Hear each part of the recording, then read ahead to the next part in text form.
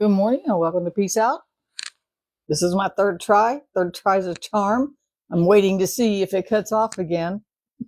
I reset my phone. Maybe I need to reset my Wi-Fi, but welcome to Peace Out, where I'm practicing right now, just piecing out. I'm like, I have other options, right? I can go to the computer. I can try some different things. We're going to make this happen. This is just a summary of my day. Have you ever just felt surrounded, just surrounded by things, right? I hope you didn't have to watch those other 2 or 3 tries at this. I think I'm actually live now. We're going. This morning, I ended up in Psalm 3, and I got there from Isaiah because I was reading in Isaiah and thought of something in Psalm 2, and I went to Psalm 2 and I was like, oh, this is so good. And then I glanced at Psalm 3 and I realized that Psalm 3, that I didn't realize, I read the subtitle, right? That when David wrote Psalm 3, he was running from Absalom. He was running from his own son who was trying to take his kingdom. And so he was in a very difficult situation. And he even starts with, Lord, how they have increased who trouble me. Many are those who are rising up against me. Many are those who say to me that there's no hope in God. Now, maybe nobody has specifically told you that, but maybe sometimes our circumstances try to make us think that God can't help us. And sometimes we get in bad situations because of dumb decisions, and we convince ourselves that God can't help us or that we don't deserve God's help. That could not be further from the truth. Now, David didn't necessarily do anything wrong in this situation. Absalom just decided that he wanted the kingdom, and he was just going to boot David out, and that meant killing David. Now, here's the other thing. So David, I went and read the story where Absalom was coming against him. He gathered everything up and everybody up, and he left. And I was like, he can't win, because if he keeps his kingdom or protects his kingdom, he's going to have to fight his son. And to win, he has to kill his own son. He was in a predicament. He was in something that he didn't feel like he could win. So he was definitely surrounded. Many of those increased around, it says, that are troubling me. He felt surrounded. He felt betrayed. He probably felt overwhelmed. He didn't know what to do. Like, if I fight, I have to fight the one I love, my own son.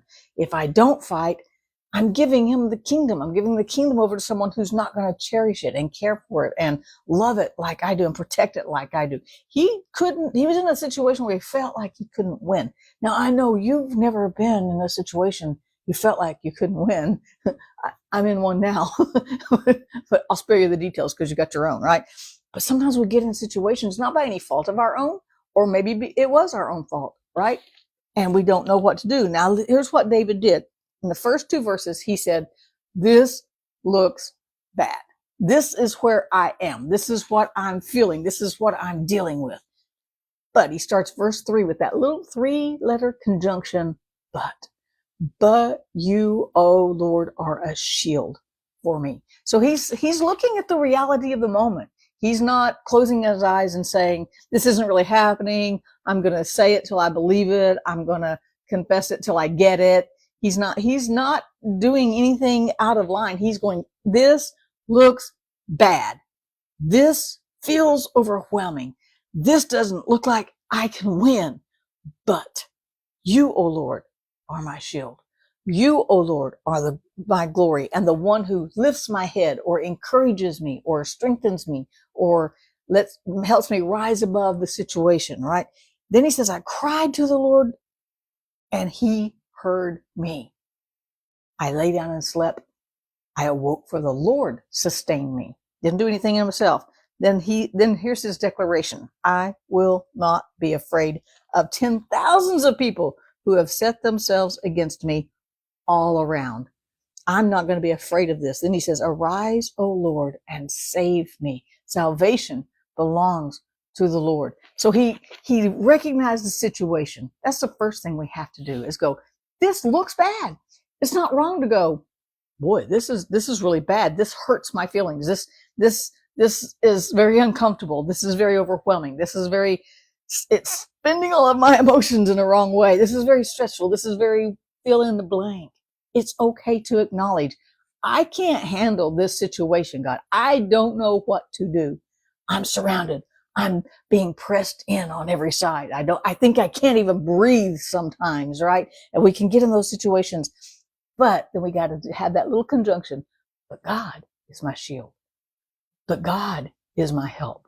But God is going to help me work through this. But God gives me wisdom. But God is with me. But God hears me when my soul cries out. As a matter of fact, God is so in tune to our cry that he hears those prayers when we don't even have words. Maybe a tear steps out of our eye. He gets every emotion behind that tear. He gets every feeling that went into pressing that out of us. He gets us.